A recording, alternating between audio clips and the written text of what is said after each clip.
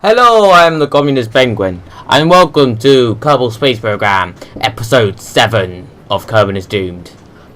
In this episode, we are going to be we're going to be adding some habitation modules to the Tharsis Interplanetary vehicle, which is going to Duna.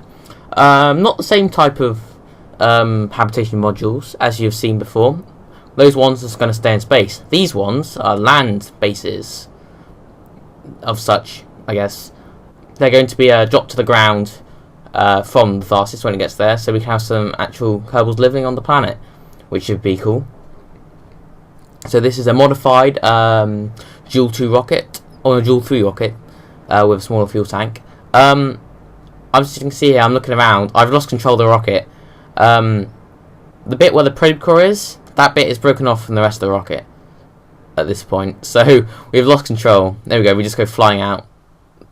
I guess the fairing doesn't actually do anything, I guess. But so yeah, there's no way we're getting into orbit now with this. So our brave Kerbal, I don't know what it's called, unfortunately. Yeah, he's gonna get into one of these little bases. You can see what they look like now, and we're gonna he's gonna try and re-enter, because if this was real, he'd probably burn up, because this thing wouldn't need as much thermal plating for going to Duna. But we're not using deadly re-entry, we're fine. So yeah, this thing it's going to be landed by parachutes. There isn't any rockets aside 4 Septrons on the bottom, which is to be used for like the final slowdown before it actually hits the ground. But otherwise, we're just using parachutes. As you can see, we're crazy spinning out of control here. We just re-entered and open the parachutes. If you're looking at G meter at the bottom, that's the one on the right. I think we hit about 11 Gs during that. I wouldn't like to be that guy. That's probably I wouldn't like to clean his pants either. So yes, the second launch here. This time we've added fuel, so hopefully we'll be able to get into orbit. Oh no, this one hasn't got added fuel. It's got added struts on the inside. We've duct taped it together so that it will stay in place and not fall out. Hopefully. I say hopefully, this is post commentary. I know it's going to be okay, but it keeps up the suspense. Oh, now I've ruined the suspense. Damn it. Sorry if you can hear some background noise. It's literally like tipping it down outside, so there's nothing I can do about that. I'm not God.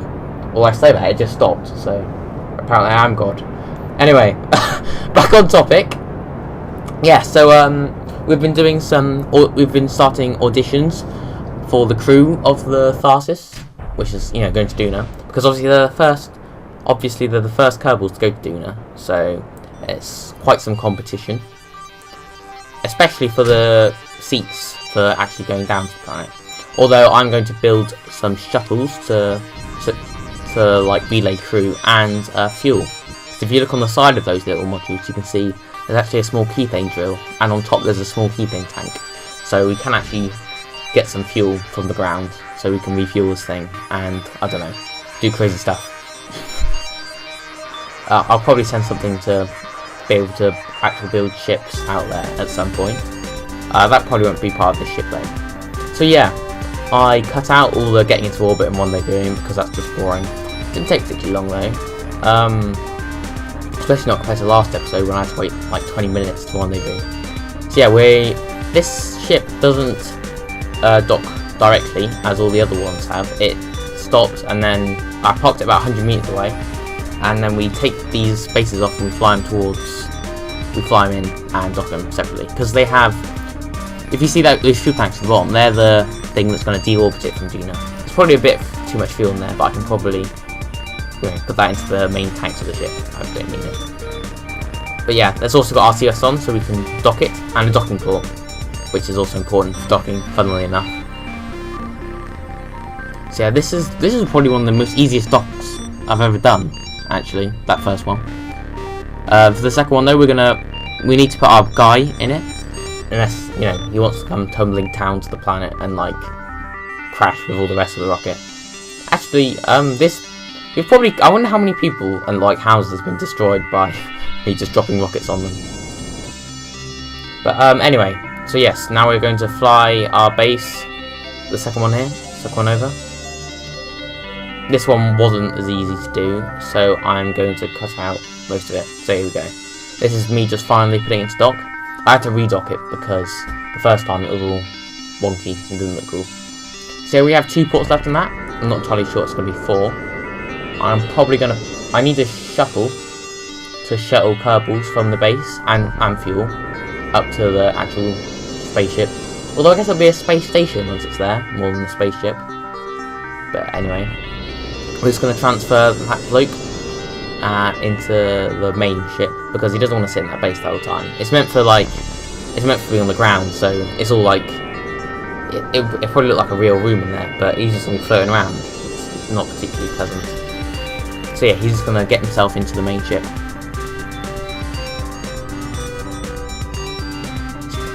It's a shame you can't have a Kerbals walk around on the inside of the ship, so that would be pretty cool. Although, mind you, most of it's just fuel, I guess, for the back of the ship. So now, we got our third launch of the day, actually. This one, though, is not going to the Tharsis. This one is going to the Mun. That's right.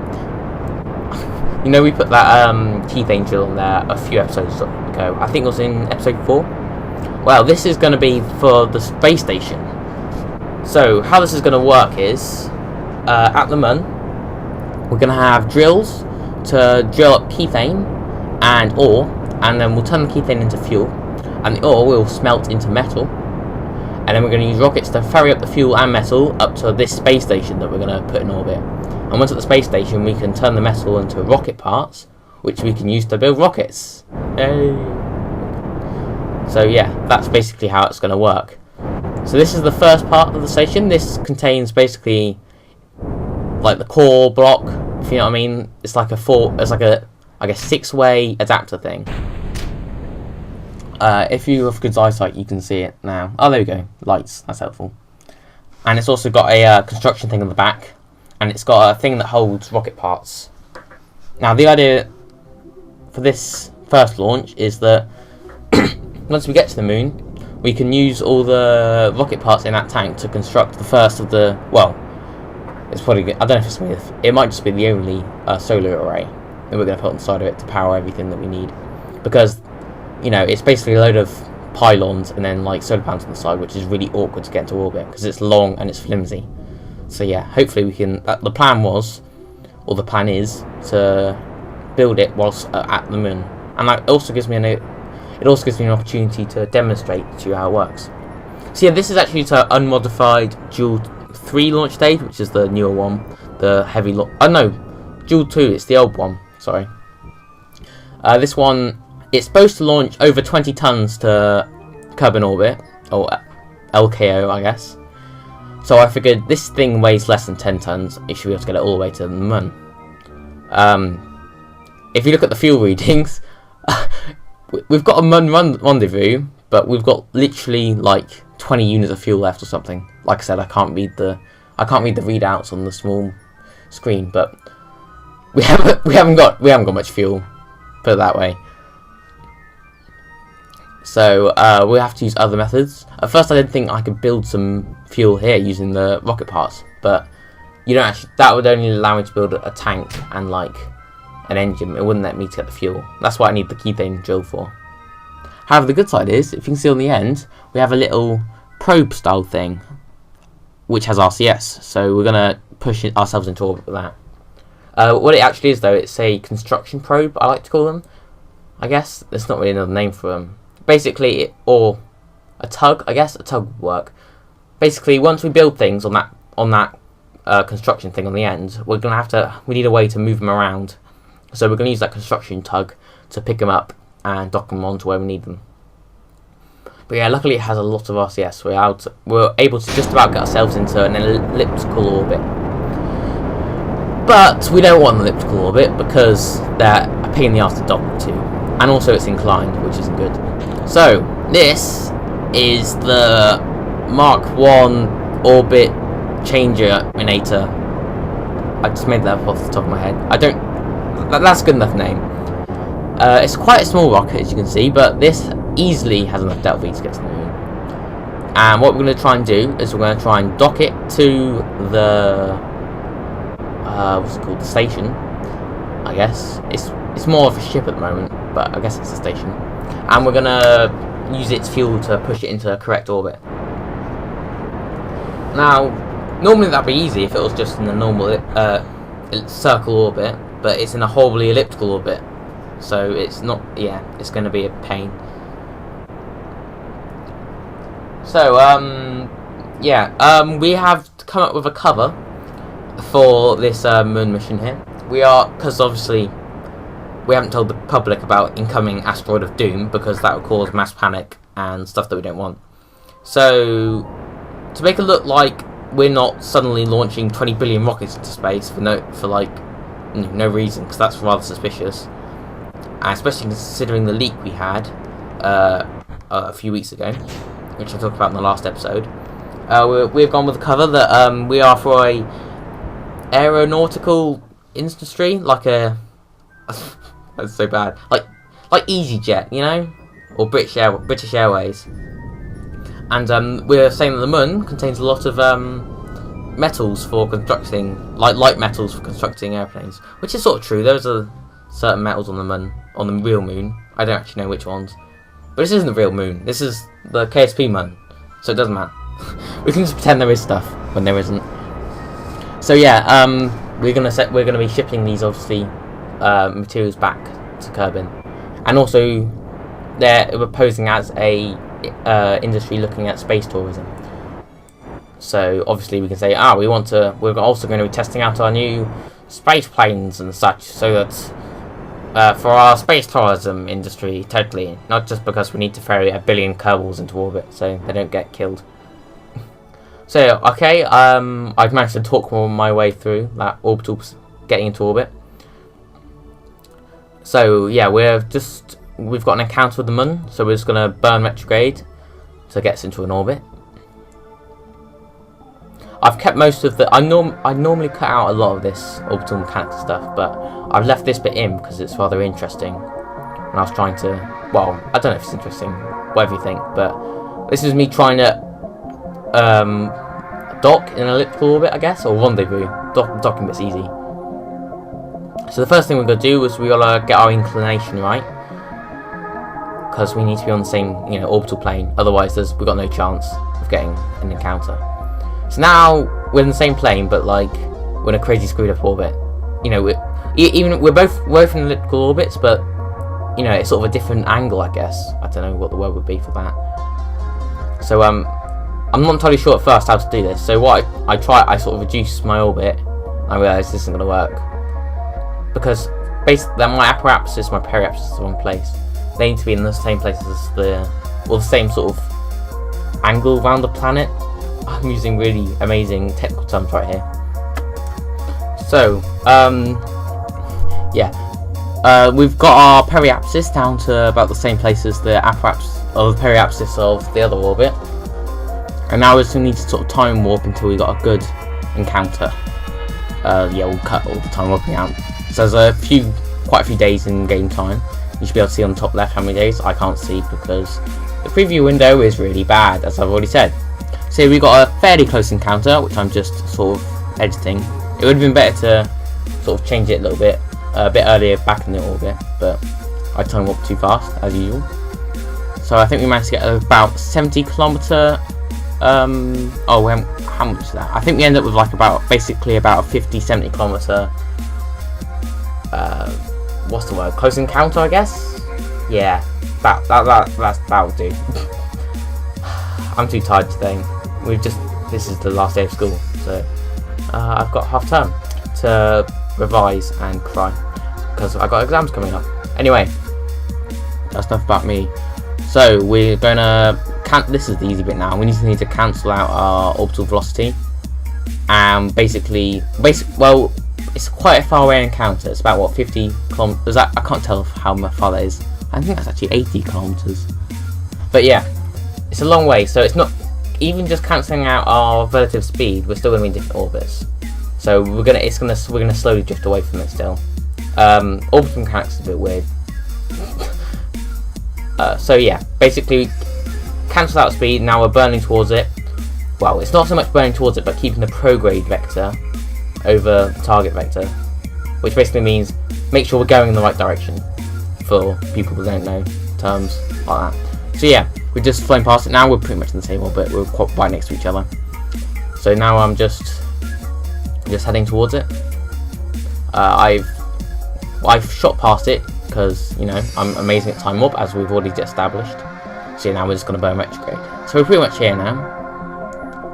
So I think, so yeah, I had some problems here because the RCS on the vehicle,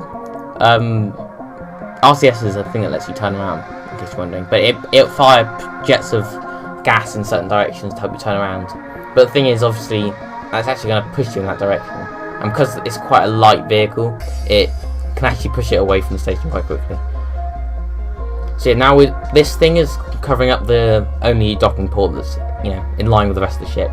So we're going to have to put it on top here, which does make our centre of mass off a bit, but this thing doesn't weigh anything really, and it has an SAS module on it. So, which is, well, I say an SAS module. It's basically it's a reaction wheel, so it lets you turn around and stuff. So we should be able to keep our sails pointing in the right direction.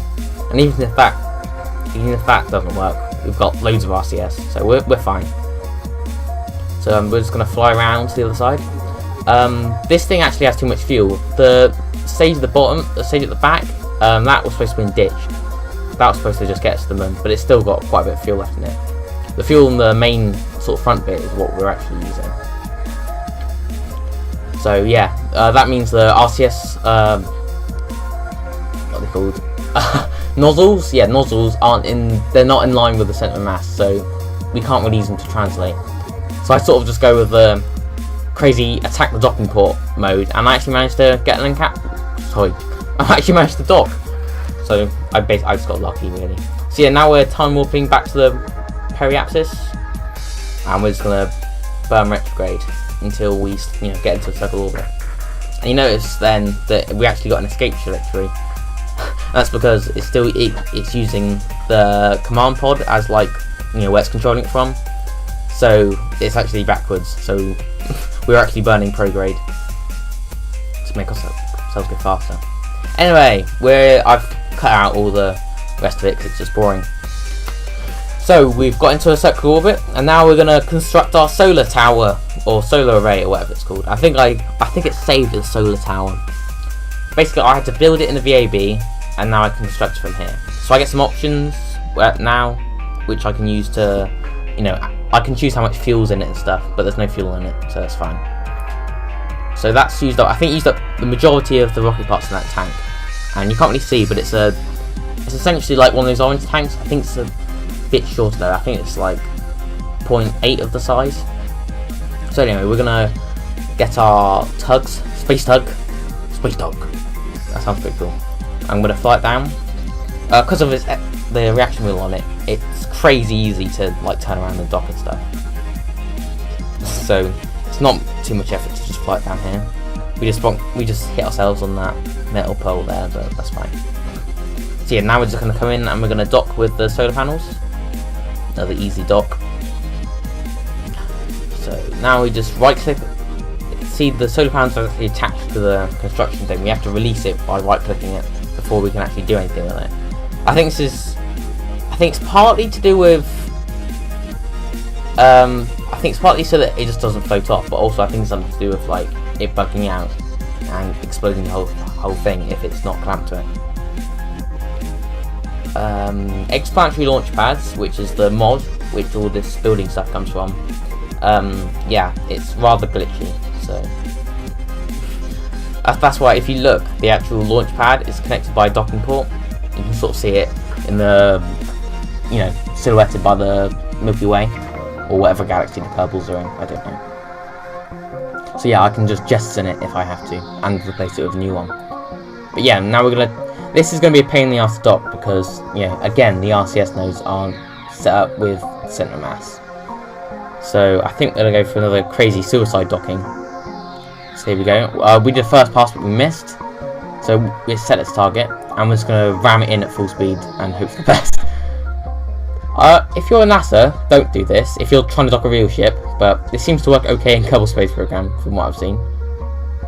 Sometimes, actually, it doesn't normally work well. Don't do it because you'll probably break your ship. But I was tired at this point, so I was just like, Doc, you stupid piece of crap.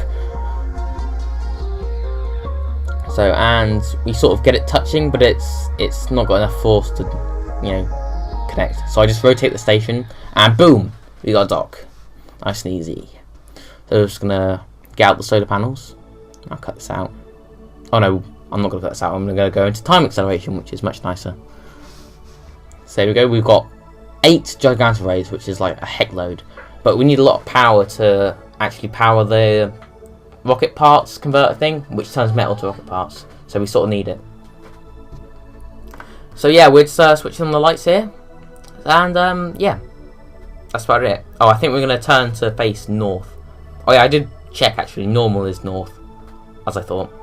So anyway, thanks for watching. If you liked, please like the video and subscribe for more. I'm the Communist Penguin, and I'll see you next time. Goodbye.